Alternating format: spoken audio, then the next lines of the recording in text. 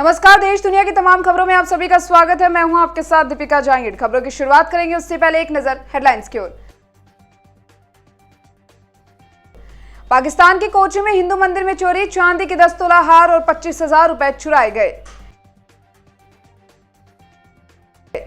उपचुनावों की वोटिंग जारी, एमपी के खंडवा समेत 3 लोकसभा सीटों और 13 राज्यों की 29 विधानसभा सीटों पर हो रहा मतदान।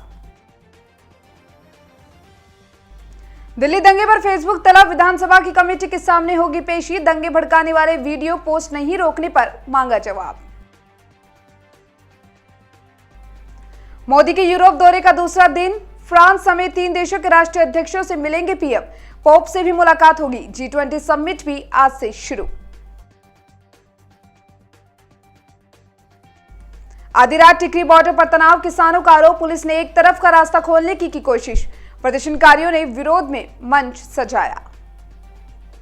तो चलिए अब खबरें विस्तार से। पाकिस्तान के कोची शहर में चोरों ने हिंदू मंदिर से गहने और कैश चुरा लिया। बुधवार को हुई इस वारदात में चोरों ने 3 चांदी के हार और मंदिर की दान पेटी से 25,000 रुपए कैश चुरा लिया। और वहीं पुलिस ने मंदिर के केयर टेकर भगवान दास की शिकायत पर इस मामले में सेक्शन 457, 380, 295 और 297 के तहत केस दर्ज किया है। पाकिस्तानी अखबार डॉन न्यूज के मुताबिक चोरों ने कोची में देवी मां मंदिर को ताला तोड़कर चोरी को अंजाम दिया। भगवान दास के मुताबिक चांदी के तीनों हारों का वजन 10 तोला था।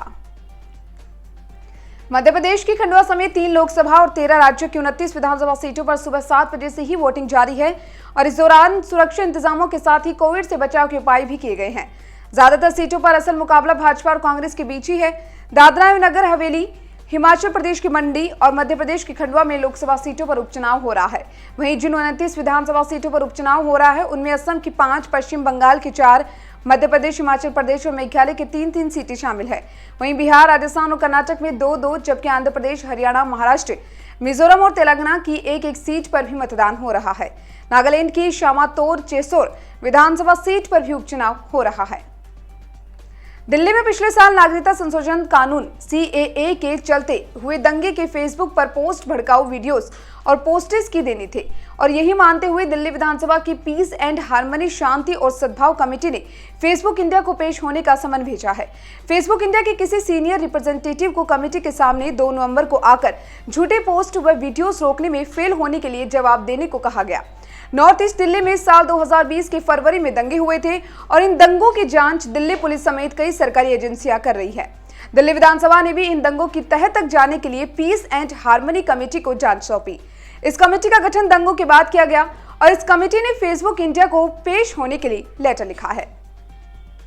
प्रधानमंत्री नरेंद्र मोदी के यूरोप दौरे का आज दूसरा दिन है। शनिवार को मोदी फ्रांस के राष्ट्रपति इमैनुअल मैक्रों समेत 3 राष्ट्राध्यक्षों से मुलाकात करेंगे और इसके अलावा वे कैथोलिक क्रिश्चियन के सबसे बड़े धर्मगुरु पोप फ्रांसिस और secretary of state cardinal Pietro Parolin से भी बातचीत करेंगे। पोप से मुलाकात प्रधानमंत्री के ऑफिशियल शेड्यूल का हिस्सा नहीं थी क्योंकि विदेश मंत्रालय ने इस बारे में कोई जानकारी नहीं दी थी। हालांकि अब यह तय हो गया है कि पोप से मिलने के लिए मोदी वेटिकन सिटी भी जाएंगे। दिल्ली से सटी हरियाणा की टिकरी बॉर्डर पर शुक्रवार रात हालात तनाव भरे बन गए हैं और वहीं दिल्ली से हरियाणा की तरफ आने वाली एक तरफ की सड़क अचानक खोलने के प्रयास के विरोध में किसान एकजुट हो गए। आधी रात में ही किसानों ने आंदोलन के मंच में एकजुट होने का ऐलान कर दिया। किसानों का आरोप है कि पुलिस ने 10 फीट का इमरजेंसी रास्ता खोलने की बात कहकर 40 फीट का रास्ता खोलने का प्रयास किया है। इसके विरोध में किसान पुलिस बैरिकेडिंग के सामने आकर बैठ गए और अभी किसानों के स्टेज से भाषण शुरू हो गए थे। तो वहीं आमतौर पर भाषण सिर्फ दिन में होते हैं, रात में स्टेज नहीं लगता, मगर इस घटना के बाद किसानों ने रात में स्टेज लगा दिया। मौके पर किसान जमा हुए। दरअसल किसानों के आंदोलन के चलते दिल्ली पुलिस ने टिकरी बॉर्डर पर 7 लेयर की बैरिकेडिंग की हुई थी। गुरुवार दोपहर से ही दिल्ली पुलिस की तरफ से बैरिकेड्स हटाना शुरू कर दिए गए थे और शुक्रवार शाम तक 6 लेयर की बैरिकेडिंग हटा दी गई थी। किसानों का आरोप है कि रात में आखिरी बैरिकेडिंग हटाकर रास्ता खोलने का प्रयास किया गया। फिलहाल के लिए देश दुनिया की खबरों में इतना ही और तमाम खबरों में बने रहने के लिए आप देखते रहिए मरुधर बुलेटिन। नमस्कार।